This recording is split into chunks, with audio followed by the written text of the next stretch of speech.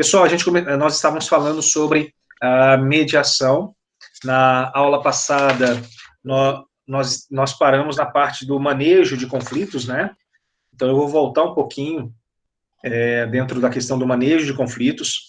Nós estávamos falando aí sobre o espaço familiar, né, que é o momento em que nós encontramos, né,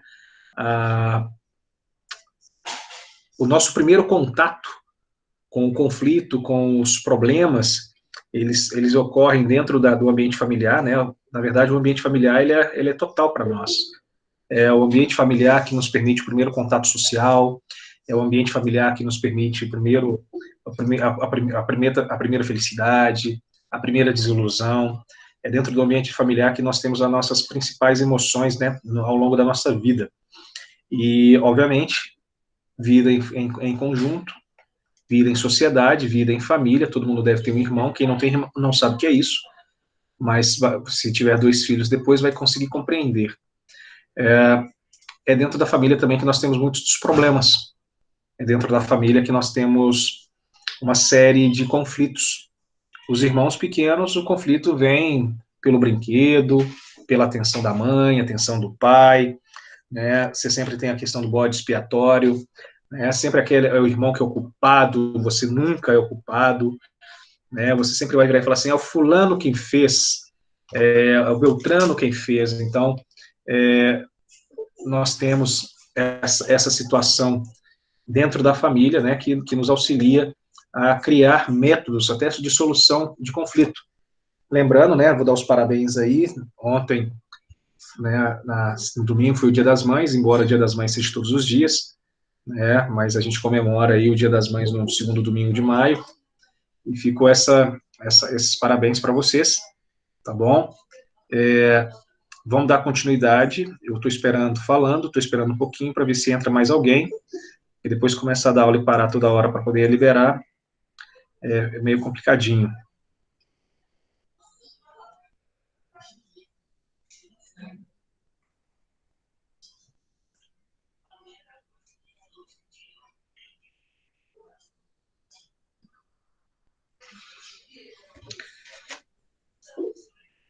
Boa noite, Felipe. Parece que o pessoal deu uma diminuída agora, então vou iniciar, porque se for chegando, a gente vai liberando aí as salas, né?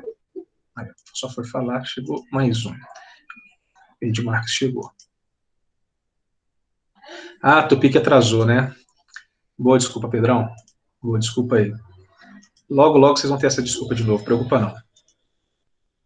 Todo mundo está sentindo saudade. Boa noite. Boa noite.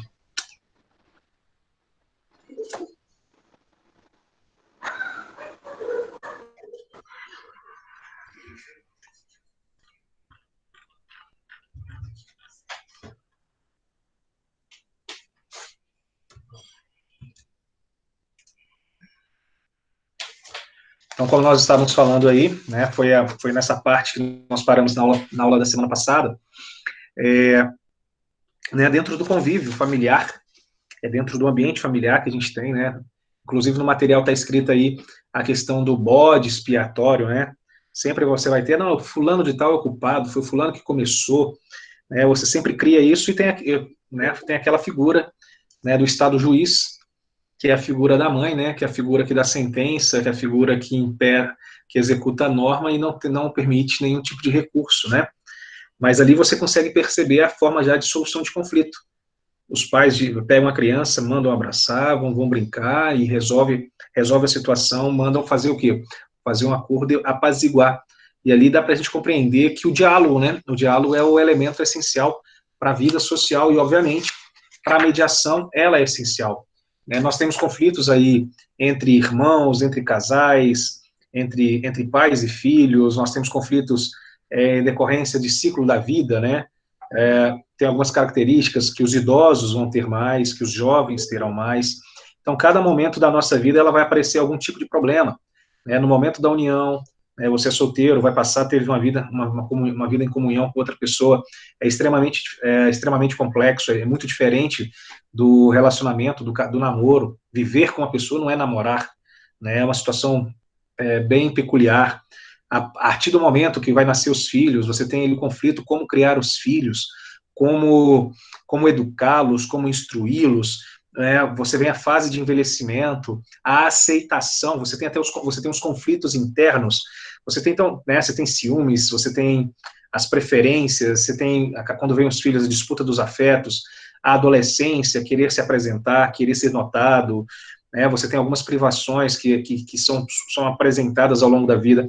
Então, nós temos várias situações que nos permitem, né, que nos permitem já perceber e já criar um feeling, né, para manejo, de traquejo, para ultrapassar esse conflito. E nós, como mediadores, nós, como profissionais da área jurídica, nós precisamos nos abster das emoções que os conflitos vão ser nos apresentados, né?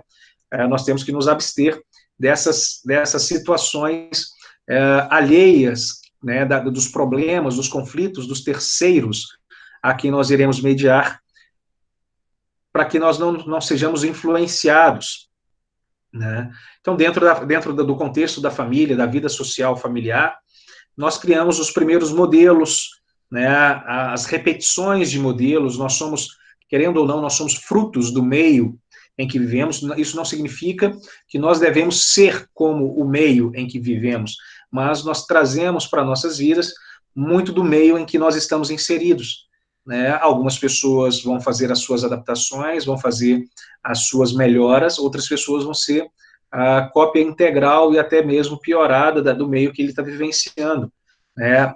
O meio, a transformação, né, o conflito, como nós falamos desde o início, o conflito é que possibilita a transformação social, né, a nossa evolução. E é interessante que essa linguagem, esse conflito, muitas das vezes, ele pode decorrer não apenas de uma disputa corporal, né, de uma disputa física por um objeto, mas ele também pode ocorrer em decorrência de uma linguagem não verbal, né, a linguagem corpórea. A linguagem corpórea, ela funciona muito, e eu citei isso na aula passada, foi exatamente onde nós paramos.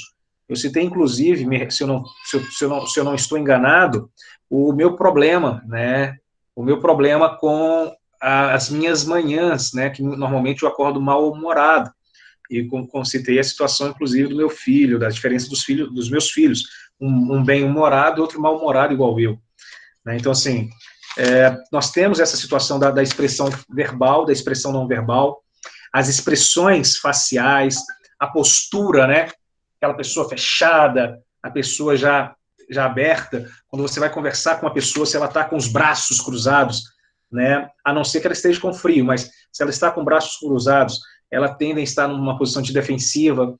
Essa linguagem corporal a gente precisa fazer das pessoas que estão participando do processo de mediação para saber se elas estão dispostas a mediar ou não mediar. Os sentimentos que são expressos através até de um olhar, por exemplo, como o ódio, a rejeição, né, o medo, a raiva, a ameaça, né, o sentimento de ameaça, de se sentir ameaçado e até mesmo de ameaçar a outra parte. Tudo isso a gente precisa compreender, porque a comunicação, ela vai ser ou a heroína ou a vilã do nosso processo de mediação, de toda a história, de toda a interface, de toda relação que nós possamos vir a tentar intermediar, mediar, né? Ou até mesmo no processo de conciliação. As pessoas, elas precisam estar receptivas.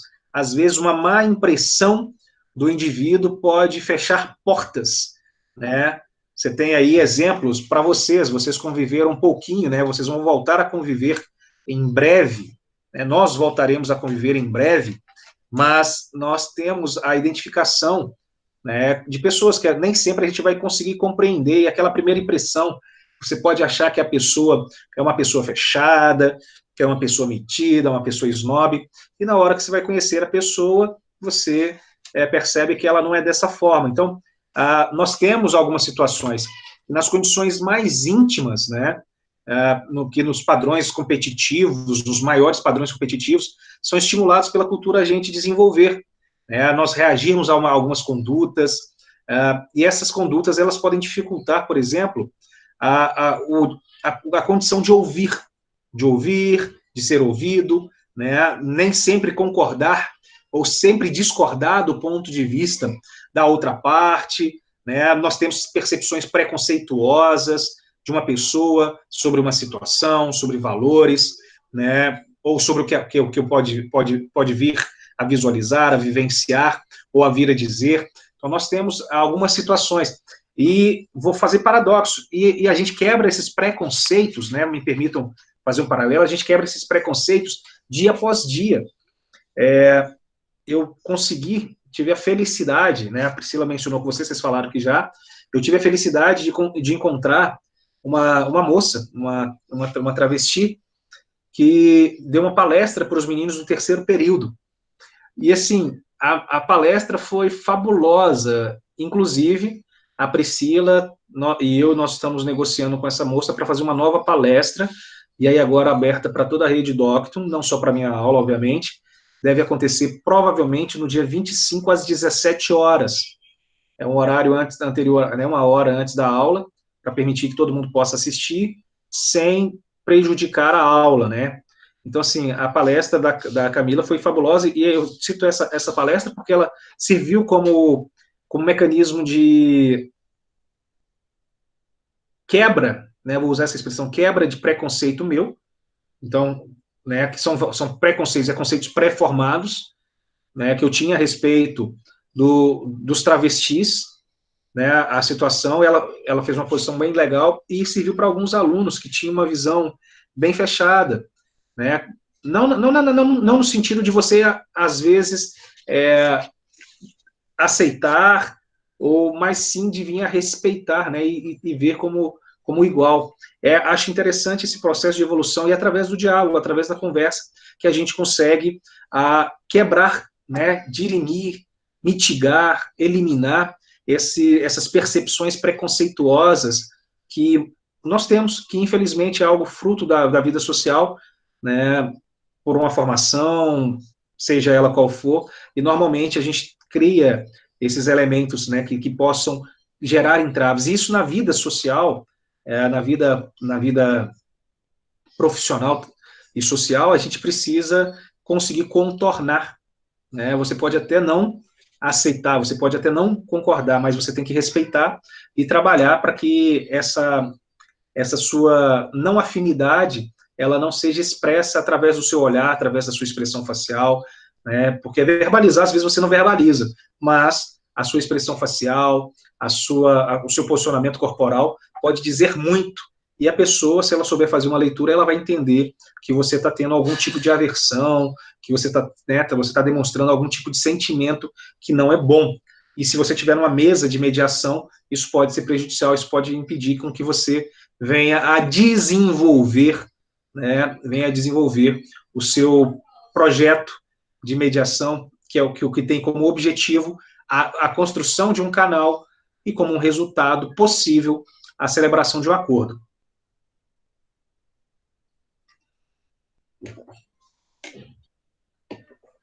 Então, nós temos algumas características defensivas que são incompatíveis com o diálogo. Por exemplo, está no material de vocês, deixa eu ver se está nessa tela aqui que eu estou falando. Exato, está aqui na tela. Algumas características, por exemplo, a tendência a reagir impetuosamente e diretamente à fala dos outros sem ouvir. É aquela pessoa que age no ímpeto, né? Ela nem para, ela não reflete, ela não raciocina, e ela simplesmente reage. Eu vou fazer um paralelo, não quero elogiar nem denegrir a imagem de ninguém, mas são pessoas públicas, então eu utilizarei como paradoxo para poder tentar explicitar o que eu vou falar. Não digo nem por A nem por B, não elogio nem denigro, só para a gente fazer uma constatação. Por exemplo, a questão da tendência de reagir de forma impetuosa e de forma direta. Você tem a figura, por exemplo, do nosso presidente da República, né, o Jair Bolsonaro, que tem um pavio curto. Todo mundo sabe quem votou nele, quem não votou, quem gostava, quem não gostava, quem não gosta, quem gosta, sabe que ele tem um pavio curto. Então, ele tende ao quê? A reagir de forma impetuosa e de forma direta. E isso acaba o quê? Criando um óbice ao diálogo, né? Um obstáculo ao diálogo. Do outro lado, você tem uma outra figura, por exemplo, que eu não sei se vocês já visualizaram, que é o presidente da Rússia, o Vladimir Putin. O Vladimir Putin, por exemplo, você não vê reações emotivas quando ele está conversando, quando as pessoas estão conversando com ele. Ele sempre tem uma cara de paisagem, né? Você não consegue perceber, identificar se ele está receptivo ou se ele está evitando, né? Se ele está afastando aquela ideia, se ele está bloqueado para aquela ideia do diálogo. Isso também, ele chega a ser um ponto negativo. Então, você tem dois aspectos, né? Você não identificar a receptividade e você também ser impetuoso na sua reação por não ouvir a pessoa. Então, são características que dificultam, que atrapalham, né? Que são incompatíveis com o diálogo. Um outro ponto para vocês aqui, ó. O hábito de fazer afirmações imperativas, né, levando à suposição de que os modelos introjetados de ideias e valores têm um caráter de verdade absoluta e indiscutível. Né?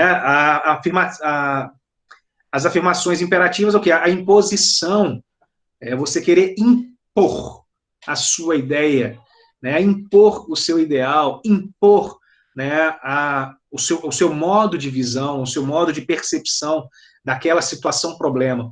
Isso, realmente, isso dificulta. Né? Você vai sentar, vocês vão ter oportunidade de sentar, se ainda não o fazem no ambiente do trabalho, vocês vão ter a oportunidade de sentar numa mesa durante o período dos estágios, e vocês vão visualizar isso, vocês vão perceber isso, e vão chegar algumas pessoas ali que vão querer falar, que vão querer se impor que aquela verdade dela é verdade absoluta. Ele não admite que outra pessoa fale alguma coisa diferente, ele não admite o contraditório, ele não admite uma outra posição, uma outra versão, uma outra observação, um outro ponto de vista. Tem que ser o que ele pensa e pronto, né? Isso, óbvio, se a pessoa quer, se ela não é receptiva ao posicionamento do outro, isso vai invalidar e impossibilitar o quê? O diálogo. Né? Um outro aspecto aqui é a questão da tendência a privilegiar queixas e acusações em detrimento de depoimentos pessoais. Né? Aí está até a expressão assim, você me ofendeu, em vez de falar, eu me senti ofendido. Né? Então, aí volta lá atrás, na aula passada, na aula retrasada, que eu falei, né? Nós precisamos assumir a responsabilidade. Como diria Immanuel Kant, nós precisamos nos ilustrar, né? Nos emancipar e assumir os nossos atos, né? Assumir as consequências dos atos que nós praticamos. Né? Nós somos responsáveis por tudo aquilo que nós fazemos, por tudo aquilo que nós falamos. E, obviamente, né, nesse preceito aí de evolução, nós temos também que aceitar a nossa parcela de culpa e ao conversar, ao demonstrar para outra pessoa esse sentimento, né? Eu não vou virar para a Liliane e falar assim, Liliane, você me ofendeu. Eu tenho que virar e falar assim, olha, Liliane, eu me senti ofendido com aquilo que você falou. Né, até uma forma de você desarmar a pessoa, porque às vezes aquela pessoa, ela fala, é um modo de falar, é um modo de tratamento dela, por alguma razão, não é adequado, obviamente, mas é por alguma razão A, B ou C ou D. Então você tem algumas situações que a gente pode... Você queria falar, Cá? Você abriu o microfone aí? Camila? Não? Então, assim, você tem algumas situações que podem dificultar. Então, assumir essa responsabilidade, ela é interessante, porque essa comunicação, essas formas de comunicação, elas são facilmente interpretadas como acusatórias. Né? Elas impedem e elas dificultam qualquer consideração ou reflexão a respeito do outro, ou até mesmo de si próprio. Então, a partir do momento que você vira para o sujeito e aponta um dedinho, eu brinco, né, falava, minha mãe falava comigo, hoje eu falo com meu menino mais velho, assim, ó, se você aponta um dedinho para o outro, lembra, você tem lá 3 dedinhos apontados para você. Então, ao acusar a pessoa, ao fazer essa agressão acusatória, né, você me ofendeu, lembra que você pode ter, às vezes, ter tido alguma coisa ou lembrar que tem alguma coisa no passado, uma razão para a pessoa agir daquela forma, né? E essa comunicação com viés acusatório, né, que a gente está mencionando, ela vai estimular o quê? Ela vai estimular a disputa, ela vai promover um constrangimento, né? Ela vai, por conta disso, ela vai invalidar ou dificultar, bloquear a comunicação, e chegando ao extremo de poder se propagar até mesmo para a violência, para as vias de fato, né? Tem pessoas que possuem um estupim curto, né? Vamos falar a nossa linguagem bem coloquial, tem aquele estupim curto, né? O sujeito que não aceita nada, né? Então, se forem 2 pessoas impetuosas, né? Se não houver ninguém para poder assimilar, assentar, chegar ao preceito da razão, né, pensar, refletir, essas pessoas podem chegar às vias de fato. Isso é extremamente negativo. Obviamente, se chegar nesse estágio de vias de fato, a mediação ela não vai ser realizada. Um outro aspecto que dificulta a comunicação é a dificuldade que as pessoas têm em se sentir julgadas, né? Julgadas emocionalmente, né? Porque elas precisam se ver como justas ou racionais. Então, nós temos esse problema também. Nós estamos tratando, lembra? A gente está tratando com ser humano, né? Nós estamos tratando com seres humanos. Então, seres humanos são dificílimos e cada ser humano é único. Cada ser humano possui uma peculiaridade. Cada ser humano tem uma essência, tem um valor, tem os seus nome-toques. Então, você tem que tratar na ponta dos dedos, você tem que tratar com o máximo cuidado para que não ofenda essa pessoa, né? Essa pessoa, ela pode, por uma questão mínima, ela se sentir ofendida, ela se sentir maculada, e por conta disso, ela acabar desistindo de um diálogo, obviamente que é o objeto principal da mediação, e por consequência, inviabiliza aí a solução, a composição de uma solução do conflito. A gente tem que ter em mente que conflitos banais, eles podem ser potencializados à medida que as pessoas elas vão se trancando nas suas posições, por falta de esclarecimento, né? Talvez essa seja a principal expressão, falta de esclarecimento, né? Falta de ilustração, falta de iluminação, né? A falta de conhecer, e o conhecer significa ver, racionalizar, compreender, né? E as pessoas, nós costumamos o quê? Reagir, né? Reagir ao conflito de 4 maneiras diferentes.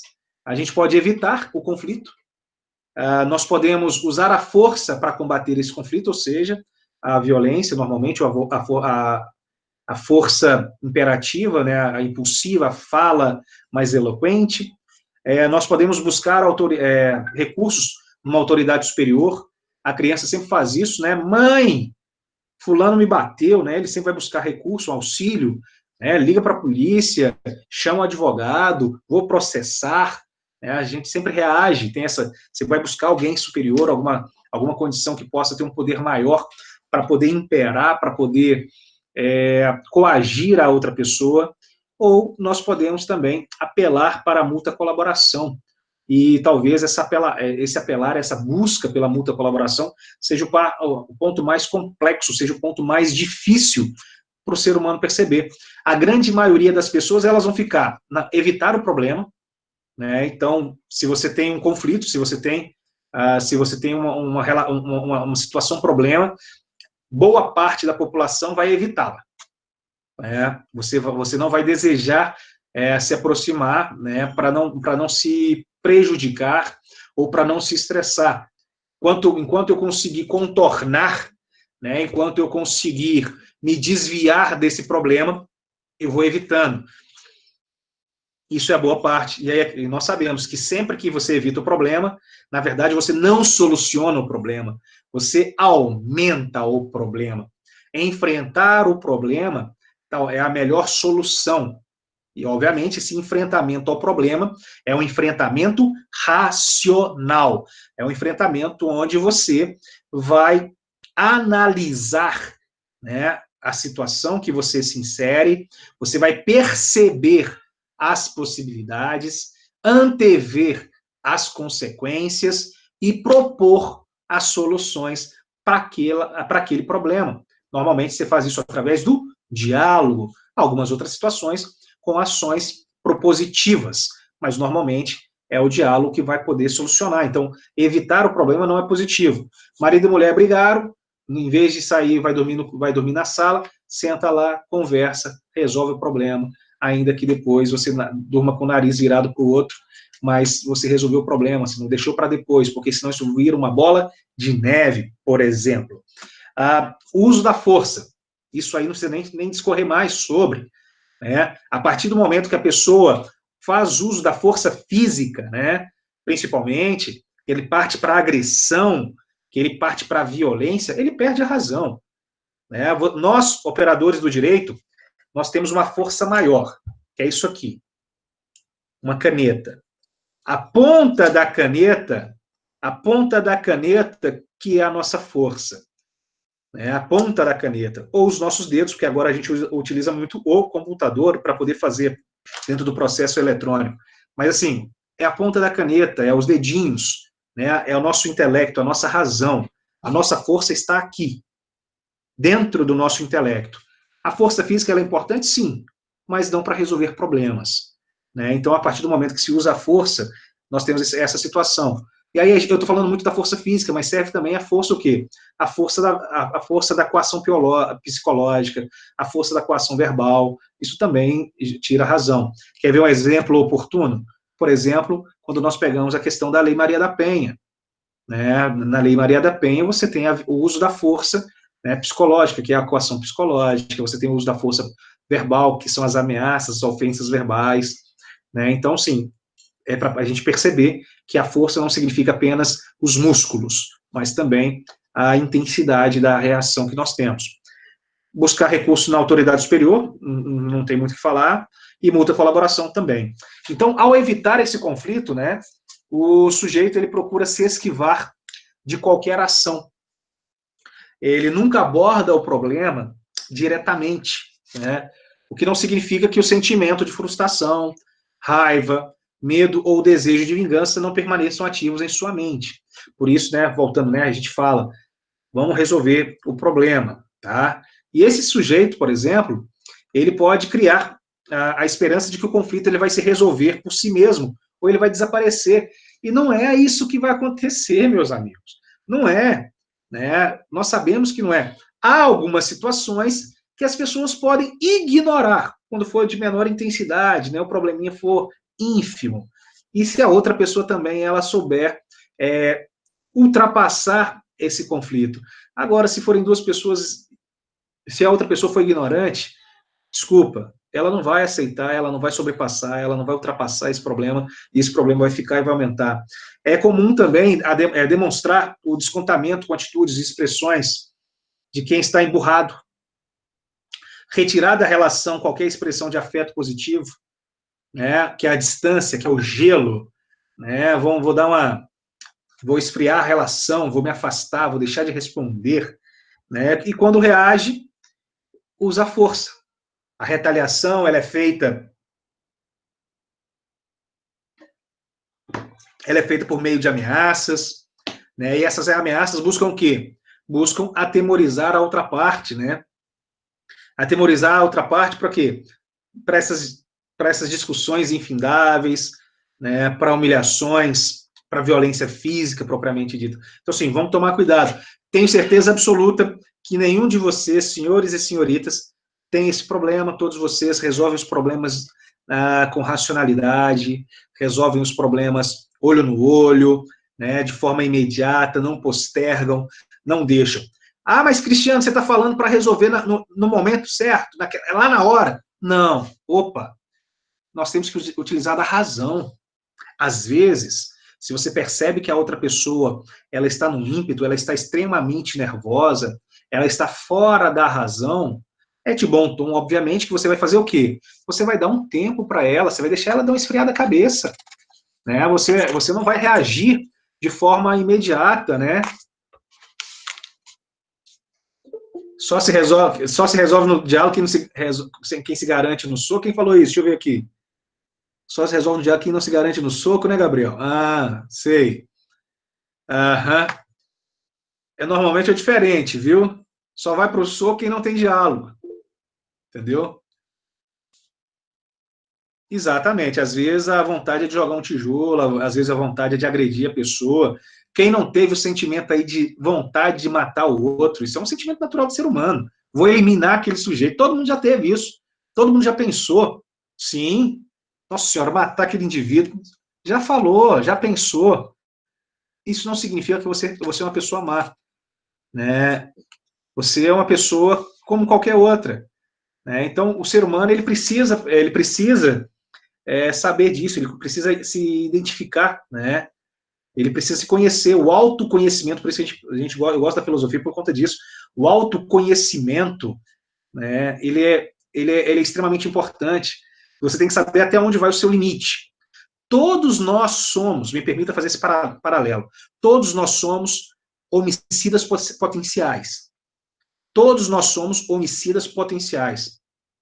A diferença nossa para um real homicida é que essa outra pessoa, ela não ficou apenas na vontade, ela exteriorizou, né? Ela agiu.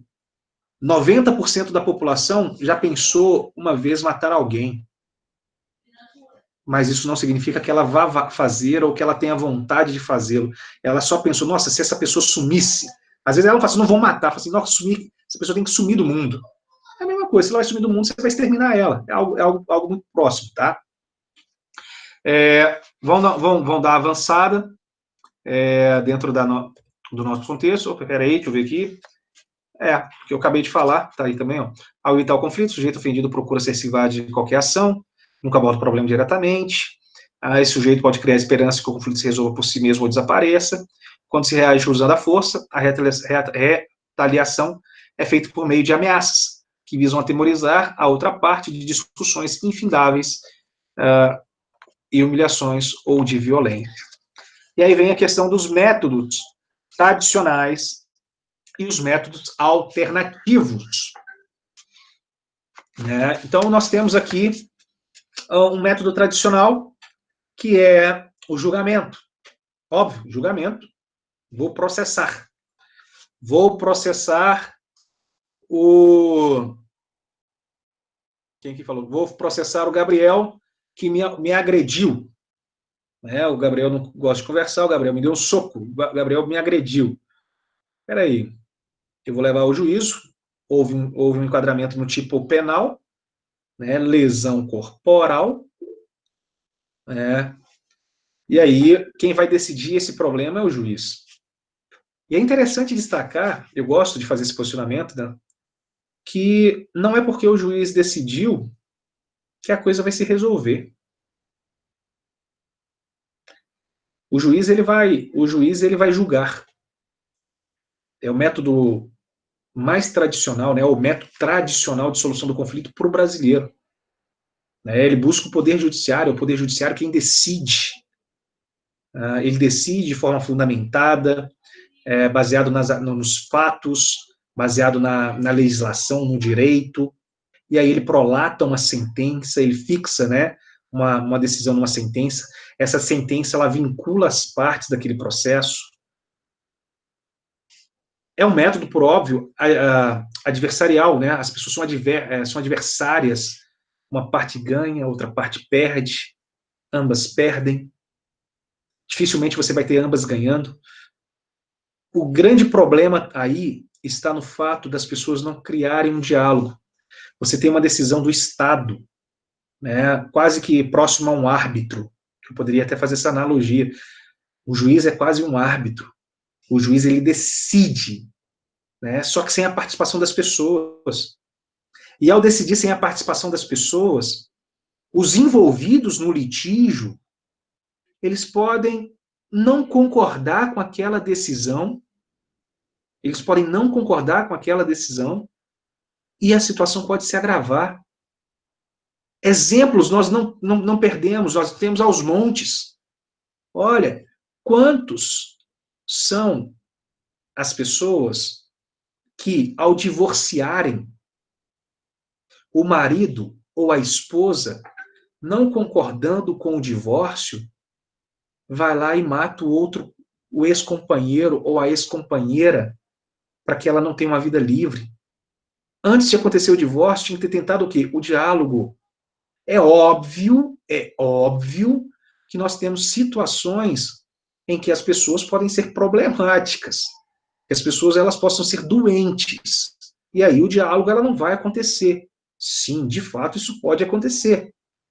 Mas aí você tem que criar outros mecanismos. A pessoa também tem que ser inteligente e não ficar, né, próxima a essas pessoas que são patológicas, que são doentes. Mas eu estou dando esse exemplo porque para a gente perceber, às vezes você teve uma decisão do juízo e essa decisão não resolveu. Essa decisão não resolveu porque as partes elas não conseguem conviver, elas não conseguem dialogar, né? E saindo do método tradicional, nós chegamos aos métodos alternativos, né?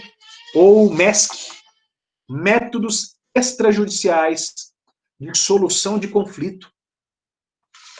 E aí a gente tem trabalhado nesses métodos extrajudiciais de solução de conflito, né? Os métodos alternativos.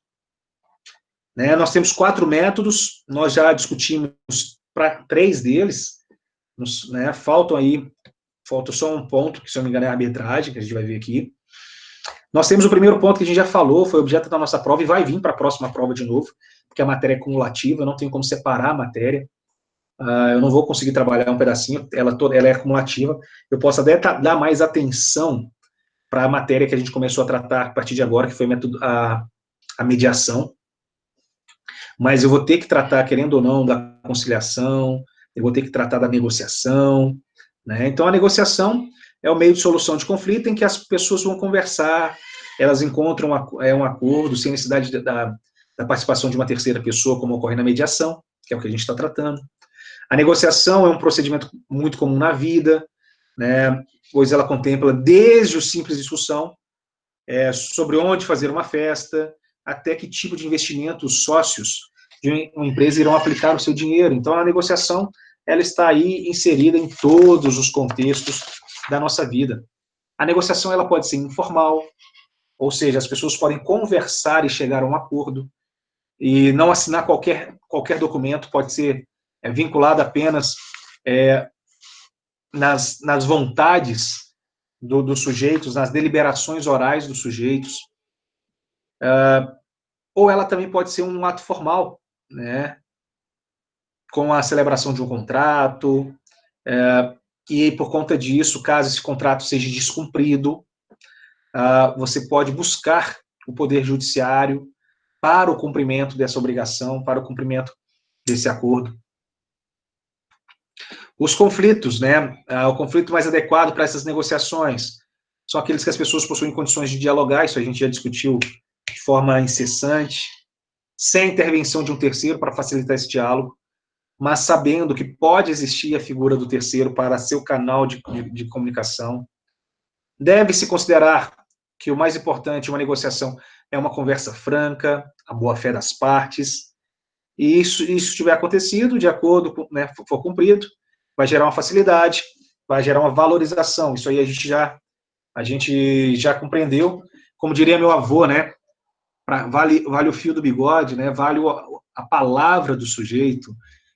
A pessoa, ela conseguiu conversar, ela firmou um acordo, ela conseguiu se fazer compreendida, e ali ela vai compactuar com a pessoa, ela vai pactuar com a pessoa para a solução do problema. Isso não faz diferença se vai ter um documento, um contrato assinado, né, somente a sua palavra valeria. Nós entramos na conciliação, a conciliação nós tratamos também. A conciliação nós vimos que ela é um meio de solução de conflito, em que as pessoas vão buscar sanar as suas divergências, tendo o auxílio aí de um terceiro, que é o conciliador. parece com a mediação, que é o que a gente está tratando, que é o nosso objeto agora. Qual a diferença? Qual a diferença entre a conciliação e a mediação? Opa, aí a gente já começa a discutir alguns aspectos. Então, a diferença é o quê? A diferença é a forma da condução. A diferença é a forma da condução. Então, assim, isso aqui para nós é extremamente importante. Então, a diferença é a forma da condução do diálogo entre as partes. Por quê? Porque o conciliador, ele vai interferir na discussão entre as pessoas, sugerindo e propondo soluções para o conflito.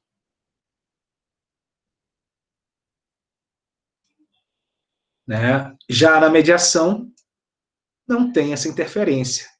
O mediador facilita o diálogo por meio das técnicas próprias, estimulando as partes a sugerirem essa solução. Então, por exemplo, ficaria uma ótima pergunta para a prova. Qual é a diferença? Ou qual a principal diferença? Qual a diferença fundamental da conciliação e da mediação? É isso aqui, ó. Ok? Compreendido? Seguindo o barco. Na conciliação, vai apontar soluções, né? Porém, as pessoas elas podem aceitar ou não. Então, o conciliador ele vai propor, né? Ele vai propor e essa pessoa, opa, deixa eu abrir aqui só um segundo, bater na porta. A pessoa vai propor e essa proposta ela pode ser aceita ou não. Como assim? Nós já falamos, mas vamos falar de novo. Né? Você tem aí o Hércules manteve relacionamento com a Maria engravidou, né? E aí a Maria está querendo que o Hércules pague pensão para o menino dela. Né? Então, vai chegar lá na mesa, o conciliador vai virar e falar assim, ô Hércules, vamos pagar aí 30% dos seus rendimentos para a criança, 30%, se você não aceitar, na verdade, você não tem filho, se for deixar para o juiz vai dar os mesmos 30%. Então, para não ter que recorrer, vão fazer esse acordo, vão conciliar aqui. E aí, não, o Hércules ele pode recusar. Né? Você tem essas circunstâncias, né, que podem estar acontecendo dentro do processo de conciliação. As partes podem aceitar ou não. Já no mediador, obviamente, o mediador vai incentivar que as próprias partes elas encontrem uma solução, né? E aí, o mediador, na verdade, ele faz o processo de organização das ideias apresentadas, né? Ele cria um preceito de compreensão desse diálogo, dessa negociação realizada no processo de mediação, né? A conciliação ela é mais superficial do que na mediação. A mediação ela se aprofunda porque as partes é que irão desenvolver todas as tratativas, tendo obviamente a figura do mediador como elemento cerne, né, para a facilitação do diálogo. Então você tem vários tipos de conflitos que podem ser adequados à solução pela conciliação, né, ou pela mediação. No caso da conciliação, a ausência de vínculo afetivo, né, vínculos emocionais, conflitos esporádicos, menos complexos, né, eles tendem a serem mais fáceis de se resolver pela conciliação. O exemplo que nós demos na época das aulas de conciliação foi o quê? Um acidente de carro. É algo óbvio, bateu o carro? Bateu. Então você vai ter que resolver, você vai ter que reparar, você vai ter que reformar o carro, né, mandar consertar o veículo do sujeito. E ao mandar consertar o veículo do sujeito, você vai ter que o quê? Mandar numa determinada oficina. O que você faz? Preço médio. Pega lá 3 orçamentos, o orçamento médio, nem o mais caro, nem o mais barato, aquele mediano, né? Você vai estar atendendo aí esse objetivo. A conciliação ela vai se resumir, basicamente, em abertura, quando são explicados os primeiros esclarecimentos sobre o procedimento e todas as implicações legais em caso de acordo ou não de acordo. Você vai ter os esclarecimentos, né, esclarecimento das pessoas sobre as ações e atitudes que resultaram no conflito, né? Você vai ter o momento de apresentar os interesses e as posições das partes. As partes, elas vão ter um momento de falar, aí que a gente faz o paralelo entre conflito real e conflito aparente. Então, nós vamos ter esse paradoxo, né? Porque nem sempre o problema que é apresentado é o problema real. Nós destacamos isso na última aula, quando nós citamos, por exemplo, no casos de ex-companheiros, né, ex-mulheres ou ex-maridos, que vão buscar o aumento das pensões ou vão dificultar as visitas dos filhos ao outro companheiro, quando há um início de um novo relacionamento, não aceita a situação que está sendo ali vivenciada. Então, é uma situação problema. Nós temos que pormenorizar e identificar essas situações do conflito real com o conflito aparente. O conciliador, nós conciliadores, devemos avaliar as falas de cada uma das pessoas, né, tentar encontrar um ponto de convergência, né, aquilo em que eles são comuns, né, e também o que é divergente, aquilo em que eles se distanciam. E aí, fazendo esses paralelos, né, fazendo essas identificações, nós vamos estabelecer, né, aquele sentimento de cooperação, buscar, né, a questão da escutativa, ou seja, ouvir, compreender a comunicação verbal, compreender a comunicação não verbal, que é a comunicação corporal. Nós vamos criar opções, né, essas opções, elas devem ser apresentadas, né, com sugestões. Essas sugestões, elas são trazidas pelo próprio conciliador, ela é trazida pelas partes, e isso também, obviamente, essas soluções possíveis e apresentadas pelos conciliadores ou pelas partes, elas têm como objetivo, por óbvio, alcançar a solução do conflito, né? Então, você tem que conseguir um meio termo para pacificar. E, por fim, quando você está dentro da conciliação, após a solução do conflito, após a composição, você vai chegar aonde? Você vai chegar em um acordo. E ao chegar nesse acordo, você vai elaborar, né? Você vai promover a elaboração e a assinatura do termo de acordo que a gente fez. Vocês lembram como é que qualifica as partes? Vocês lembram como é que faz uma estrutura de um contrato? Né? Sim, sim. Então tem que lembrar, né? Tem que lembrar. Daqui a pouco eu não cobrei, eu ia cobrar na prova. Aí eu fiquei pensando melhor, falei assim, não, na prova vai ficar muito grande. Porque eu, né, vou ter que avaliar aí, a prova vai ficar muito extensa. E ela já estava longa, estava bem cansativa, eu sei disso. Então, vou ter um trabalhinho, vou ter que dar para vocês aí um trabalhinho para vocês fazerem isso para mim. E aí, quando a conciliação no Brasil é interessante a gente destacar, porque nós temos a conciliação judicial e a conciliação extrajudicial, que são duas situações complementares, né? São opostas, são antagônicas, mas elas se complementam. Obviamente, a conciliação judicial ela vai ocorrer no processo, a extrajudicial ela acontece antes do processo, né? As partes podem fazer fora, né, junto a um advogado, fora daquele ambiente forense, e ali eles vão estabelecer as suas condições, né? Então, se isso não houver acordo, eles buscam ali para apreciação e decisão do juiz.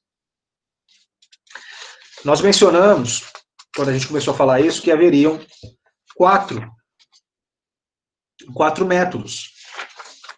Né? Nós estamos falando de um deles, que é a mediação, e um outro método que nós temos, que vai ser, inclusive, o objeto da nossa próxima unidade de estudo, que é a arbitragem, né, que a gente vai trabalhar na próxima unidade, que é um procedimento em que as partes vão escolher uma pessoa capaz e de sua confiança, que é a figura do árbitro,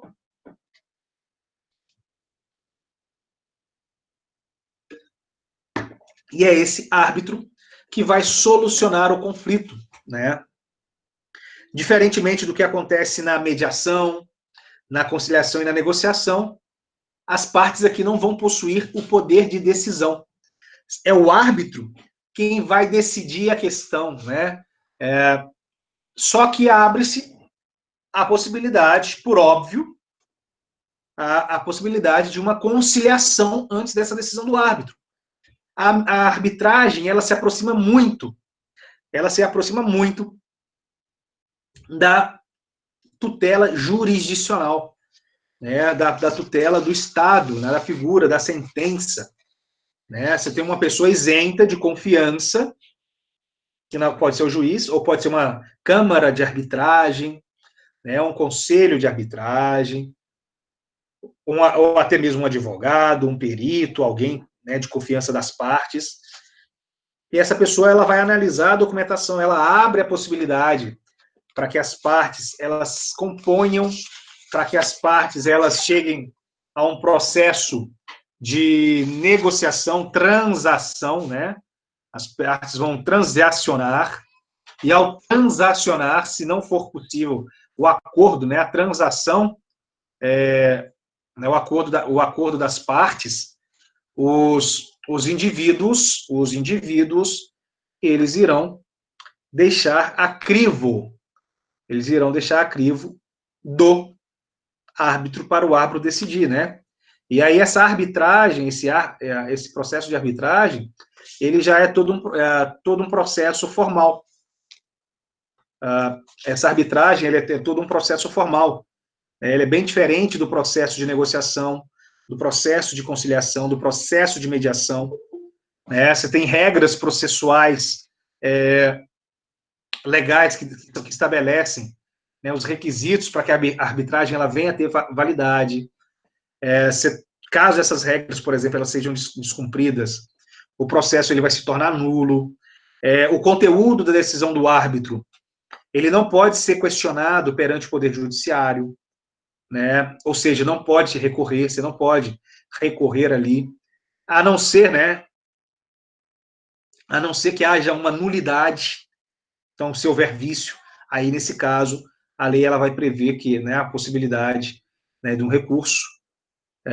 Os conflitos mais adequados para a questão da arbitragem é aqueles que exigem sigilo, celeridade, decisão de uma pessoa especialista sobre a natureza do problema. Lembrando que essa pessoa também ela tem que ser imparcial, né? Ela tem que ser de confiança de ambas as partes. E aí a gente adentra na mediação, que é o nosso carro-chefe, né? E nós temos aí dentro da mediação o processo de mediação, nós temos as nossas etapas, né? Nós temos as nossas etapas, e essas etapas, elas são extremamente importantes para nós, né? Então, assim, olha o preceito aí, nós temos a pré-mediação, né? Pré significa o quê? Significa prévia, antes, né? É o primeiro momento de contato das partes com o conflito, né? Em conflito com o processo. Então, é antes, anterior. Nesse momento de pré-mediação, é apresentado o contrato de prestação de serviço, por exemplo. São esclarecidos os princípios que devem ser seguidos na mediação.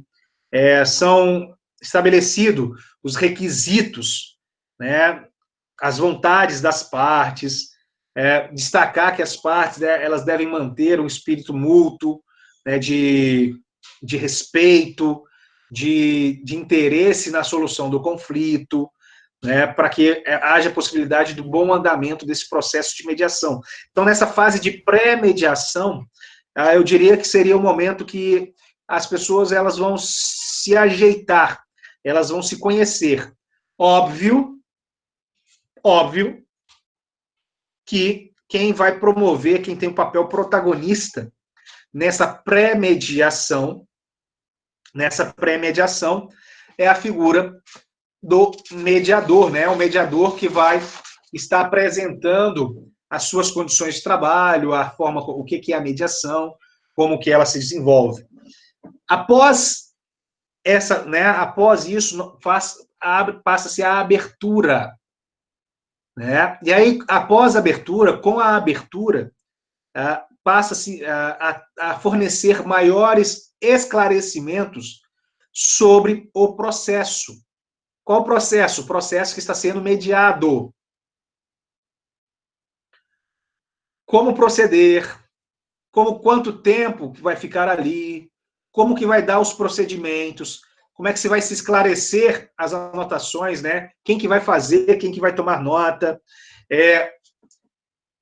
Você vai receber, né, como mediador, o contrato de mediação que foi discutido lá na pré-mediação, né? Você vai estabelecer, se for necessário, algumas modificações, você vai colher as assinaturas, e aí você vai dar início, efetivamente, à escuta, né?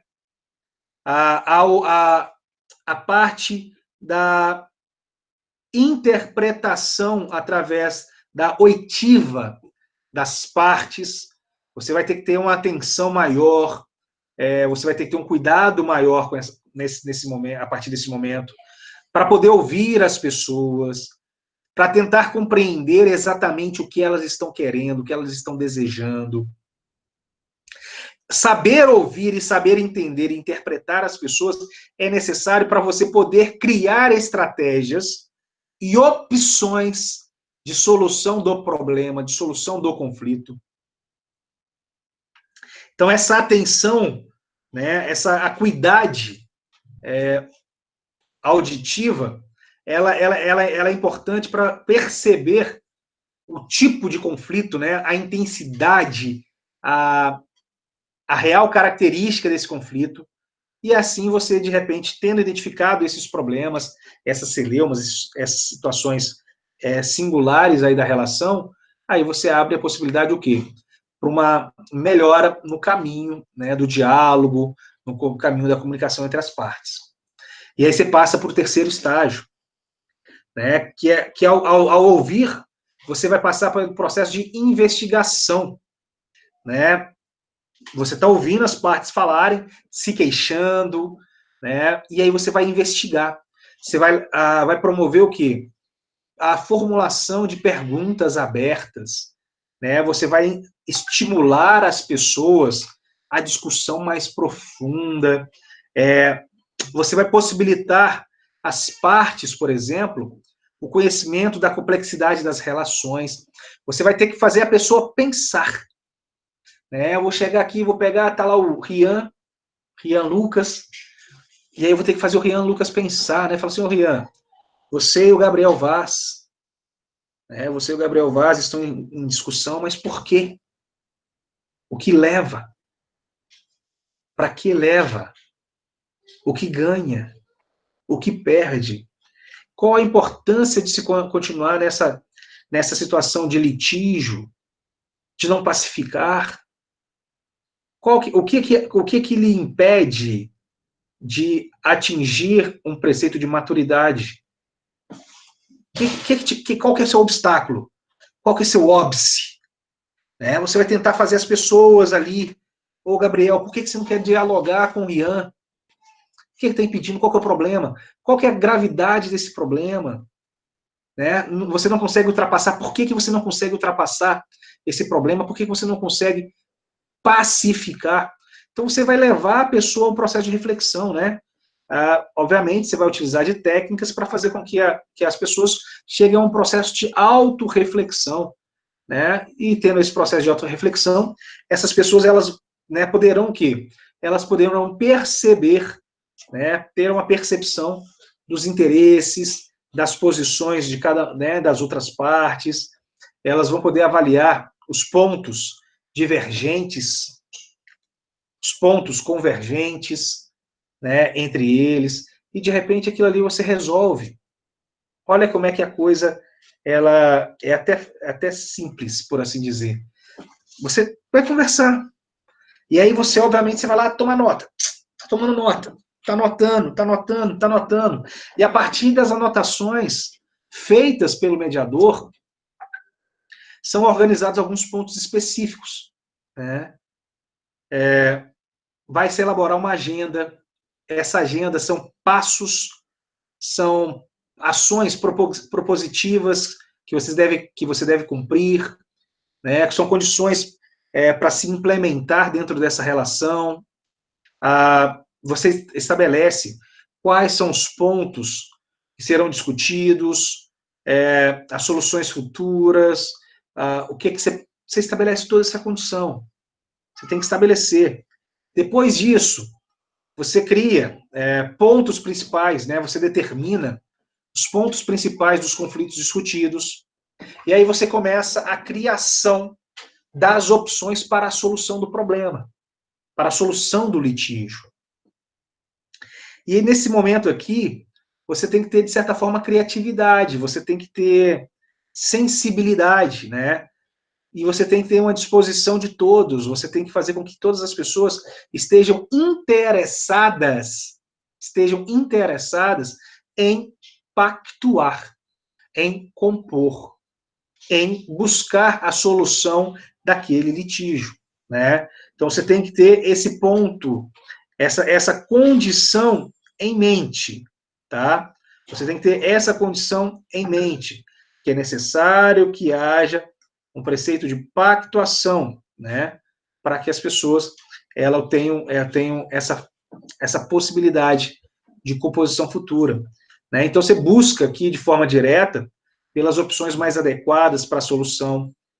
Você faz um estudo das opções de solução, analisa quais seriam aquelas de maior probabilidade, quais que poderiam gerar um consenso, porque assim, consenso nunca acontece. Não é uma situação regra, né? O consenso não é uma situação regra, mas ele pode ocorrer. O consenso ele pode acontecer, né? Então você tem esse momento, você tem que perceber, às vezes, as pessoas estão litigando, mas elas desejam, na verdade, compor, elas desejam apenas que venha um terceiro alheio e, coloque o dedo e cure, né, estanque a sangria, né, evite uma hemorragia. Acho que a gente precisa ter essa sensibilidade também. Então, nesse momento aí, você vai trazer o quê?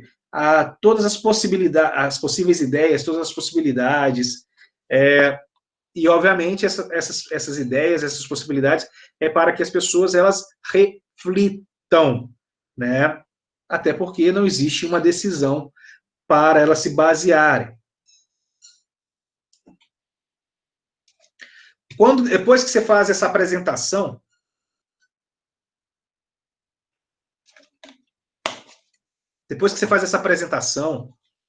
que você apresenta o seu portfólio de ideias, de opções, os mediados, as partes que estão no processo de mediação, elas vão iniciar as escolhas das opções, né? Que consiste o quê?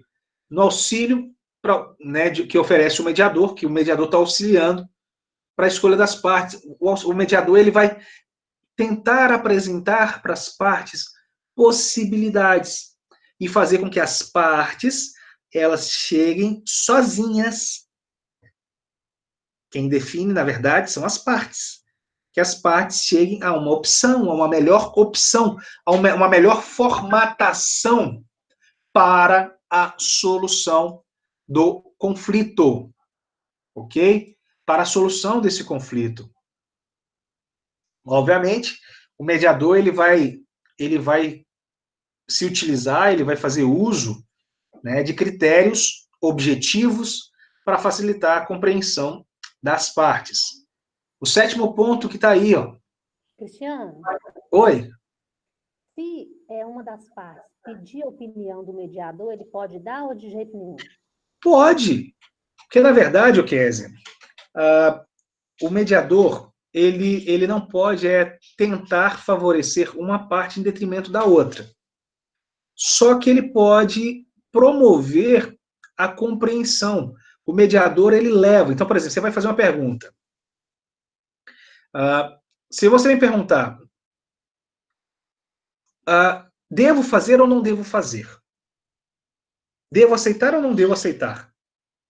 A resposta é: atende o seu objetivo? Resolve o seu problema? Atende minimamente o seu desejo? Resolve minimamente o seu problema? Você dá por encerrada ao aceitar esse conflito? Dou. Então aceita. Então você tem que levar a pessoa a ter aquela. Ela, na verdade, ela vai decidir. O mediador é como se fosse um psicólogo. Ele vai fazer com que a pessoa pense, por isso que é como se fosse um analista, né? Até eu citei na aula passada, o analista. Você chega lá para conversar com o psicólogo analista, você fala, e aí o psicólogo ele vai te estimular. Olha, você sabe a resposta. Você sabe o que você tem que fazer. Você quer resolver o problema? Então vai lá e faz. É você conhecedor do problema, conhecedor da sua realidade. Você entende? Então, assim, é algo muito próximo que nós temos aqui na mediação. Né? As pessoas, elas sabem do problema. Só que, às vezes, essas mesmas pessoas desejam que alguém resolva o problema para elas. E, nesse caso, não é a figura do mediador. O mediador ele vai instigar as pessoas a pensarem e, através da reflexão, chegue à solução do conflito. Tá? O 7º ponto aí, avaliação das opções. Né? Seria o momento de se estabelecer uma projeção, né? Como as decisões hoje afetarão a vida quando as partes saírem da sala? Né? Será que se eu aceitar, se eu realizar essa mediação, vai estar resolvido o problema? Ou eu vou só maximizar? Eu vou só estar empurrando? Eu só vou estar postergando o problema para uma situação futura? Né? Então, assim, nós temos essa situação também. Né? Então, eu avalio as opções e aí eu chego ao aspecto da solução. A solução é a composição. Eu vou redigir um termo, né? Eu vou redigir um documento, um contrato, né, por assim dizer, e as partes, elas vão chegar ao processo de composição. Elas irão compor, elas irão assinar, materializando aquele problema que elas estão resolvendo. Então, olha só, nós mencionamos tudo isso.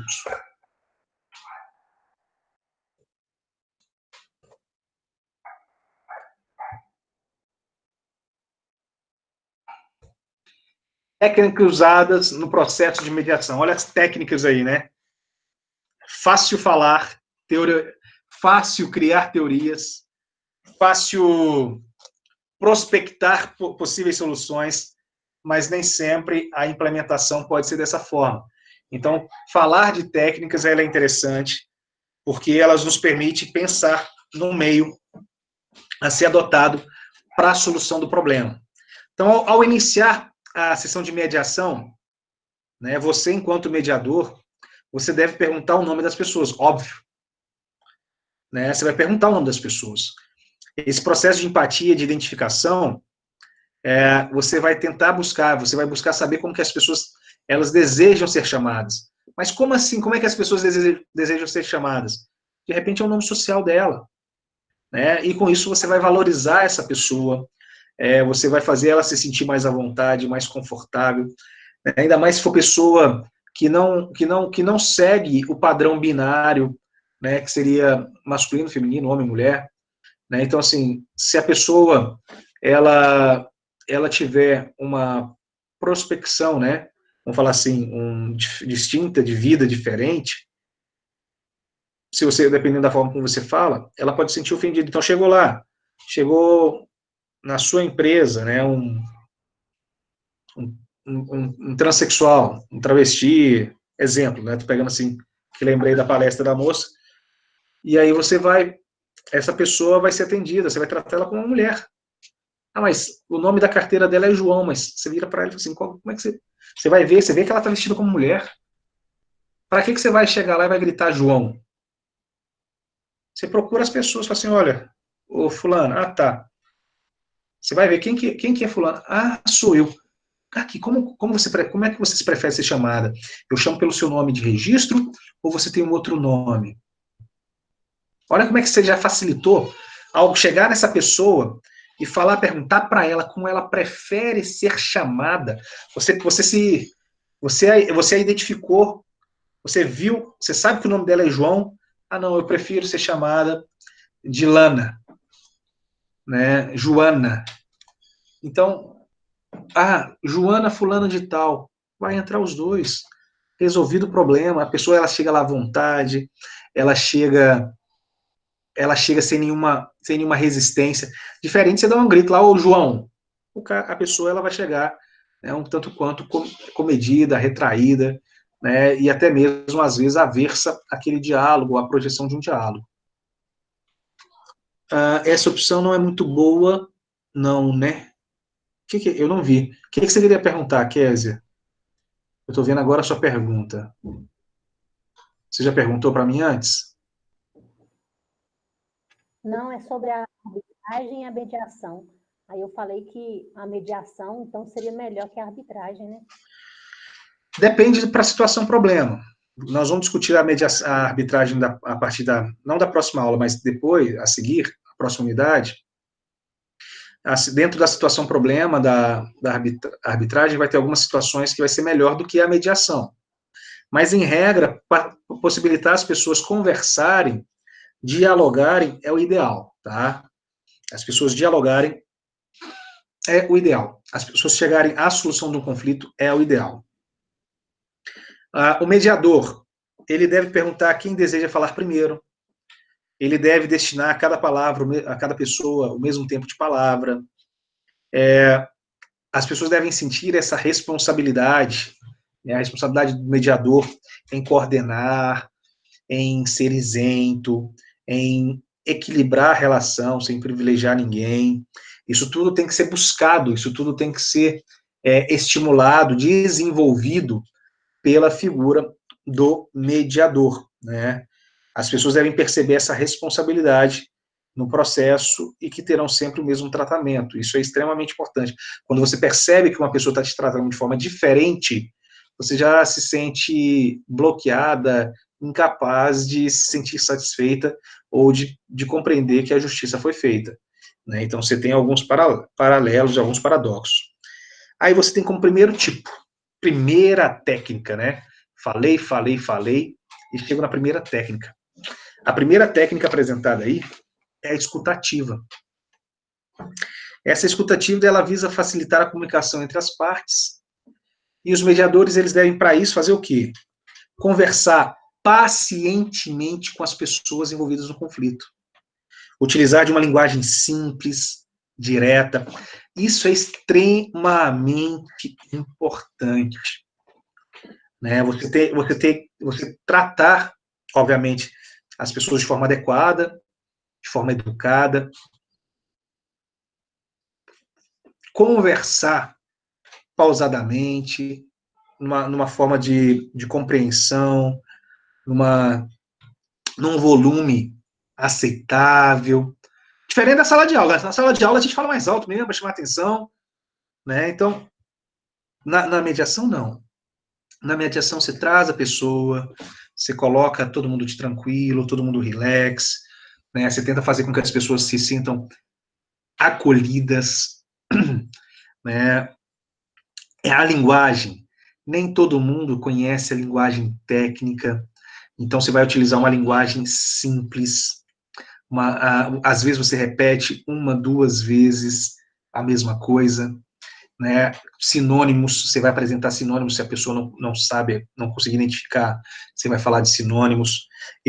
Não sei se eu estou fazendo isso agora, que as aulas estão sendo conectadas, mas do prédio, dentro da sala de aula física, eu já percebi, por exemplo, que quando eu estou ministrando a minha aula, às vezes eu falo uma palavra, depois eu falo ela 2 ou 3 vezes diferente, eu repito a mesma palavra, com significados ou com vocabulários diferentes. Né? Você vai falar celeridade, você vai falar assim, ó, com maior velocidade, né, de forma mais rápida, para que a pessoa possa entender.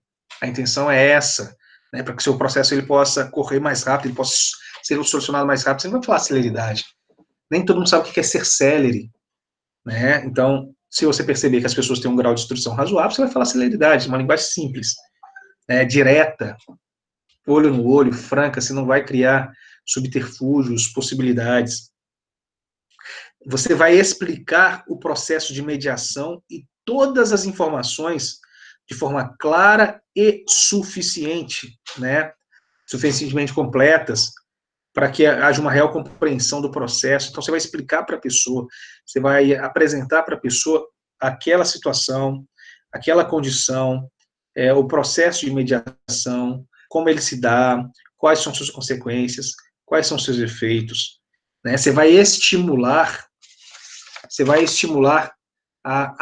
as inúmeras formas de comunicação entre as partes, verbal, simbólica, não verbal, de modo que as pessoas elas possam compreender umas às outras. Né? A mediação, você busca o quê? Você busca na mediação que as pessoas se conheçam. Você busca na mediação que as pessoas falem. Vocês buscam na mediação que as pessoas elas pactuem, que elas resolvam os seus problemas. É isso que você busca na mediação. O mediador deve desenvolver habilidades de escuta, como a escutativa, a empatia, reflexão e feedback. Né? Essa escutativa, ela significa a vontade e a capacidade de escutar a mensagem inteira, seja ela verbal, simbólica ou não verbal. Agir com calma, possibilitando que as partes conversem e expressem todas as suas intenções, né? Todas as suas intenções, como o mediador, é importante criar situações que ajudem as pessoas a falar o que realmente querem dizer. Né? Você tem que permitir que a pessoa ela abra o seu coração, né? Que a pessoa ela se entregue. Às vezes a resolução do problema está num desabafo, num choro, né? numa externação, né? Daquele sentimento de frustração. Então você tem que permitir a pessoa conseguir atingir esse objetivo. Você vai criar, né? Você vai criar situações que ajudem as pessoas a falar.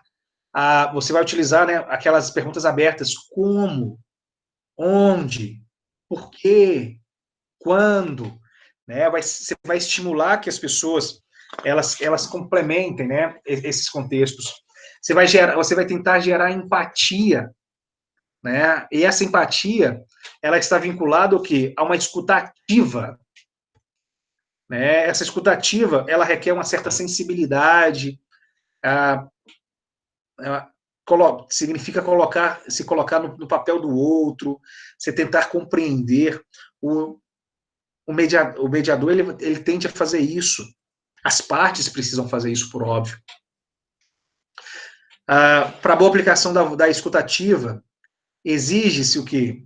A repetição e a reformulação das mensagens recebidas. E aí seria a técnica chamada reflexão, que consiste em refletir sobre o que foi dito sem realizar o julgamento antecipado. Neste caso, apenas se pretende atestar o quê? Se cada um compreendeu a mensagem enviada. Então, você tem esse contexto, a pessoa ela tem que compreender aquilo que você fala. Né? A comunicação é o mais importante. Mas eu falei. Você se fez compreendido? Você se fez inteligível? Dá para se compreender que aquilo que você falou foi claro? Então, seja claro. E aí você tem a figura também do retorno, né? A compreensão da mensagem, a troca da informação, que é o processamento, que é chamado feedback, né? Que é o retorno sobre aquilo que você falou, né? E aí você tem que você vai deixar claro lá que é a sua intenção de ajudar, que aí você também não está num grau de superioridade, você está em situação equivalente a todos. Você vai descrever a situação de um modo claro, de um modo compreensivo, né? Você vai evitar opiniões pessoais, julgamentos antecipados, né? Você vai se concentrar no problema real, evitando questionamentos que vão apenas distorcer essa comunicação, né? Então, vocês já estão saindo, gente. Eu tenho tempo ainda, tem 10 minutos. Eu estou vendo aí, vocês estão saindo, faz isso comigo não. Faltam 10. Pode colocar o nome na lista, não tem problema não. Mas não sai ainda não, tá? Então, assim, essas informações, elas precisam, todas elas serem o quê? Um objeto de reflexão, né? As partes têm que ficar claro para as partes e elas precisam compreender o que está sendo discutido para efetivamente comunicarem e depois solucionarem. E aí pode ser útil, esse mediador, ele pode ser útil como, né? O que pode ser útil para o mediador? Mostrar que o conflito ocorre somente diferentes uns dos outros. Né? Se nós somos diferentes, vai acontecer esse conflito. Você vai valorizar os aspectos positivos da relação ou da situação. Você tem que sempre ter aquela máxima, né? Você tem que sempre ver o lado bom da coisa. Não vai ver só o lado prejudicial, tem que ver o lado bom. Olha, nós estamos num período de pandemia, legal. É bom?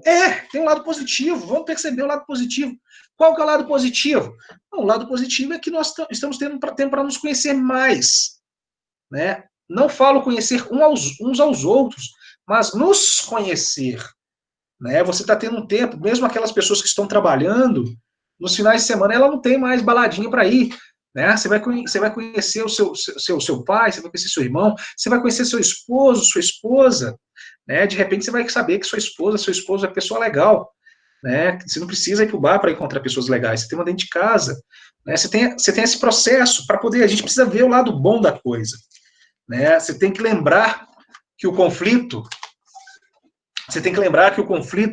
ele pode ser uma oportunidade, o quê? Para uma mudança positiva, né, na relação, que é um momento de crescimento, um momento de desenvolvimento pessoal. Né? Explicar a motivação das condutas, dessas condutas indesejadas, né? O significado no contexto maior, explicitar a consequência, né, dessa situação. Você tem que demonstrar o que? A sua intenção positiva, você tem que apresentar as vontades, né, das partes, desfazer alguns mal entendidos, né, ajudar a reconstruir o que? As narrativas, as ideias, né, tentando desvirtuar e retirar aí os ressentimentos, os equívocos, ou criando mecanismos para poder contornar ali, né, ajudar, obviamente, na reconstrução na reconstrução dos interesses, na reconstrução dos alicerces, na reconstrução dos sentimentos bons, né? Você demonstrar que as pessoas elas precisam encorajar as pessoas, né, a falar, a desabafar, através de perguntas, né, para tentar compreender, né, o acontecido. Então, assim, você tem várias possibilidades, né, para se buscar, né, tentar fazer com que a outra pessoa ela altere o seu ponto de vista, né, tentar fazer com que a outra pessoa se coloque no olhar do outro indivíduo que está ali também no processo de mediação, né, que é a outra parte do conflito, tentando fazer com que ela compreenda o que é melhor. Você vai tentar provocar esses pensamentos, né, o ponto de vista, Para perguntar à pessoa o que você faria nesse caso, o que você pensaria nesse caso, o que você acha que essa outra pessoa possa pensar nesse caso, né? Você vai ter que destacar o quê? Os aspectos positivos da relação que devem ser resgatados, né? Você vai buscar. Eu faço isso muito numa discussão de casamento, né? Quando a gente percebe que o casal ainda está em dúvida se quer divorciar, né? Você fala assim, poxa, você vai divorciar todos os defeitos que você está tendo nessa pessoa, na hora que você encontrar com outra pessoa, você vai encontrar defeitos também. Existem 3 possibilidades, ou esses defeitos serão menores, ou serão iguais, ou serão maiores. E a tendência é que elas sejam maiores ou menores. E normalmente elas são maiores. Então, a chance que você tem de sair desse relacionamento e para um outro relacionamento e encontrar novos problemas é muito grande. Essa semana, para vocês terem ideia, essa semana eu atendi um rapaz lá no escritório. Essa semana não, hoje é terça, né? Então eu atendi ele na sexta-feira. O rapaz chegou para conversar comigo porque ele é casado há pouco tempo. Ele tem 10 meses de casado. Ele casou com a moça, era a namorada dele, a moça estava grávida. E aí ele casou porque, pela gravidez, ele queria que o filho crescesse dentro de uma casa, estruturada, aquela coisa toda. Ele tem uma condição econômica legal, ela tem uma condição econômica legal, e eles casaram. Estão casados aí há 10 meses, mais ou menos, um ano. A criança nasceu. A criança está... Não, mentira, a criança está com 10 meses. Eles estão casando um pouco mais de um ano. Até que agora, essa semana, ele descobriu que a criança não é filha dele. A criança é filha de outra pessoa. E aí ele está naquela situação, olha... papai. Eu não sei o que eu faço. Eu gosto da minha esposa, é uma boa mulher, é uma boa esposa, só que o pai da criança apareceu. E eu não aceito. Eu não sei se eu... eu virei para ele e falei, olha, primeira coisa, então, você veio aqui, na verdade, fazer uma consulta psicóloga, né? Você não está querendo uma consulta jurídica. Então, o que você quer? Vamos lá. Você tem que decidir. Você quer a sua esposa, mas não quer o filho dela. Ou você quer a criança e a esposa. O que você quer? Ou você não quer nenhuma delas? Primeira situação que o indivíduo tem que pensar é isso. Você, o que você quer? Aí ele foi conversando com ele, fui percebendo. Ele foi identificando, ele foi se demonstrando. E eu entendi que, na verdade, ele quer continuar com a esposa. Ele aceita esse deslize que ela deu durante o namoro. Né? Ele aceita esse deslize, só que ele não aceita a paternidade. Porque a paternidade não é dele. E porque vai ter essa outra pessoa, que é o ex-namorado dela, que ela teve durante o namoro, ela teve uma relação com esse ex-namorado, ele vai vir para cima, ele vai pedir DNA, ele vai pedir, e ele não quer esse problema. Ele não quer ter responsabilidade com a criança. Ele fala, eu continuo vivendo, gosto da criança, vou continuar educando. Aí eu virei para ele, primeiro ponto, se esse é o seu pensamento, você tem que conversar com a mãe. Você tem que chegar até para a mãe e falar, olha, você errou. Ela não é minha filha, eu casei com você, continuaria casado. Eu poderia ter casado com você mesmo você estando grávida, mas você teria que ter sido honesta comigo. Você não foi. Agora, eu não desejo, então vamos fazer a negativa de paternidade, ok? Nós vamos continuar casados. Você consegue conviver comigo, eu fazendo a negativa de paternidade? É a pergunta que ele tem que fazer. Primeira situação, ele tem que perguntar para ele, eu consigo conviver com minha esposa sabendo que ela fez isso? Ele respondeu, sim. Eu consigo conviver com a criança sendo minha filha, sabendo que ela não é minha filha? Não. Então, você não quer o divórcio. Você quer negativa de paternidade. Você quer retirar o seu nome do registro da criança. Então, para você saber, você tem que virar para sua esposa e perguntar, fulana, você conseguiria conviver comigo sabendo que eu renunciei à paternidade da criança? Se ela responder que sim, vocês têm boa possibilidade de continuar vivendo. Se ela falar que não, você já sabe que você vai ter que pegar um divórcio ou até mesmo a anulação do casamento por um erro essencial. Então, assim, é a forma que a gente tem para poder demonstrar, né? Fazer com que a pessoa pense lá, o que você pensaria, né? O que você pensa, salientar esses aspectos, né? Dos problemas, aspectos positivos, né? E algumas técnicas úteis aí para a escutativa, né? Repetir o que está sendo dito, enfatizar alguns aspectos, né? O significado do que assusta, dos valores, resumir algumas ideias, né? O que você está sugerindo é isso aqui, validar posicionamentos, validar esforços da pessoa, né? Reavaliar, né? Revelar sua autoestima, seu protagonismo, demonstrar para a pessoa. Então, assim, eu conversei com esse rapaz um tempo bom, falei, e na verdade eu fiz o quê? Eu fiz um processo todo de reflexão, de mediação, sem estar com a esposa dele. Poderia estar os dois, né? Para eles pensarem, para eles refletirem, para eles chegarem a esse denominador comum. Pessoal, falta pouquinha coisa para finalizar, mas hoje tem aula. Eu pedi indenização. Você largaram, eu pedi indenização. Não entendi? Eu pedi indenização a ela ainda. Levar no pau. Não, mas aí você tem que entender o seguinte. Exatamente, tem essa possibilidade, o Hércules. Mas você tem que ver. O pai quer a paternidade, na verdade, é para voltar para ela. Ele não quer a criança, ele quer a mulher. Pelo que eu entendi da conversa dos dois. Então, assim, depende do sujeito. Né? Você, por exemplo, você está falando isso, mas se fosse uma outra situação, você poderia aceitar. Porque assim, a gente não tem como falar como nós vamos reagir se não acontecer com a gente. Concordo. Você entendeu? Nós, homens, nós somos extremamente fechados nesse aspecto. Machistas. Nós, homens, podemos todo mundo. Nós podemos ter todo mundo. Pá, né? Nós somos garanhão. Se a mulher tiver muitos, a gente acaba criando uma visão completamente distorcida. E é só quando a gente está na experiência, somente quando a gente vivencia algo que a gente pode realmente dizer, né, se aquela coisa vai ou não ser daquele jeito.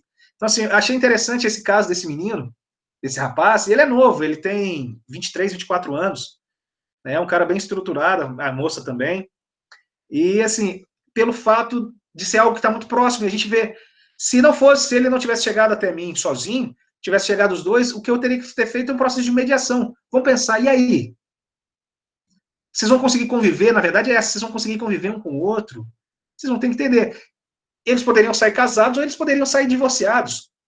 Né? São situações que a gente tem que ver, que a gente vai poder compreender, perceber, tá? Eu vou encerrar a aula aqui, tem um pouquinho mais para terminar sobre a mediação, eu finalizo no início da aula de amanhã, até mesmo para dar um tempo para vocês. A garganta, eu estou com a garganta começando a inflamar, estou tomando água mais do que normal, vou lá tomar uma nimesulida para ver se corta o efeito, que eu esqueci de tomar mais cedo. Daqui a pouco eu volto para uma outra aula, para não ter problema para o resto da semana e nem semana que vem, tá? Lembra de sair na sala, vai colocando o nome aí, por favor, para mim poder depois lançar as presenças. As notas foram lançadas. Quem tiver algum problema em relação às notas, me fala, né? Se alguém quiser alguma informação sobre a prova, eu repliquei para vocês, não sei se chegou a prova corrigida ou se chegou apenas a pontuação. Se tiver alguma indagação, me falem, tá? Pode me chamar lá no WhatsApp, estou à disposição. Tenha uma boa noite, uma boa segunda aula para vocês e até amanhã, tá bom? Até amanhã.